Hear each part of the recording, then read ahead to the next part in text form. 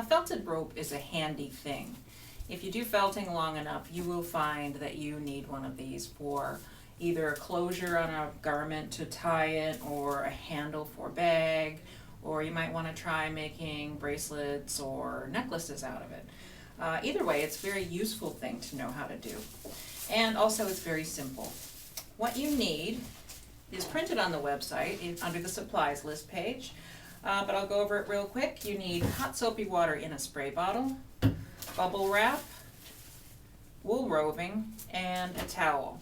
I find this very useful. You don't have to run out and get it, but I like to use it. It's a ridged plastic shelf liner. So the first thing you do is take your wool roving, and you can use the entire girth of it, but you'll have a rather thick rope to end with. Do your own experimenting to see how much roving will give you the size rope you need. Now I am going to show you just an average size that I normally make, about a half or a third of this heft. And so you just split it evenly and get it to the length that you need and pull it. And I'll make a length of rope approximately this long today.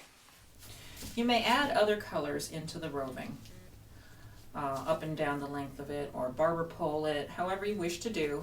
I don't want to do that today, but it is definitely possible to add more than one color. So you take your hot soapy water and wet down the wool. Flip it a little bit and wet it down. Now it's very important to use no pressure whatsoever when you first start it. You're going to press down as lightly as you can to roll it. You're going to continue rolling in this light manner until you see a skin start to form on the wool. You'll see an outer skin start to form on it. Lightly is the key. If it helps, keep your hand parallel to the wool and roll this way with your fingers. Now the reason we're not pressing hard is because you don't want a crease in your wool. This has a crease down the center that was worked right in, and that is not good, not correct. So lightly roll.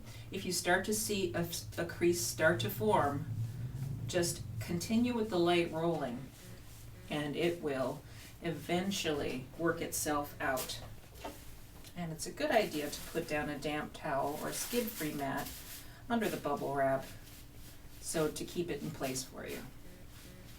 And we continue to roll. Now don't worry if you see things like this.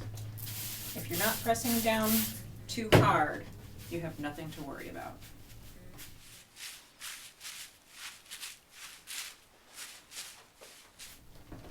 Patience is the thing here. You might want to just really start to rub it. You have to resist the urge though, because just a little patience will really make this a much nicer final product.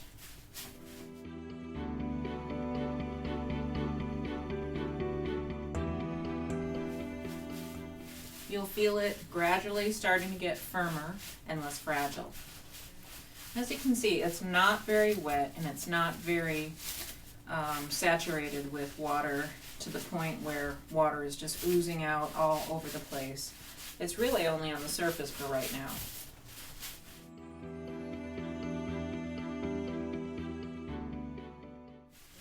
As you feel it firm up under your hand, you can gradually press harder, add a little more pressure as the firmness builds. When it starts to feel about as stiff as maybe a clothesline, you're pretty safe from worrying about creasing it. So you can give it a good muscle, give it some nice pressure. And this is the part that will determine how soft and flexible or how stiff you want your rope. The longer you roll, the stiffer it will be. Now at a later stage like this is when I like to switch to the hard plastic ridged shelf liner. It can be a little hard on your hands though, so make sure you do it with the tough part of your hand.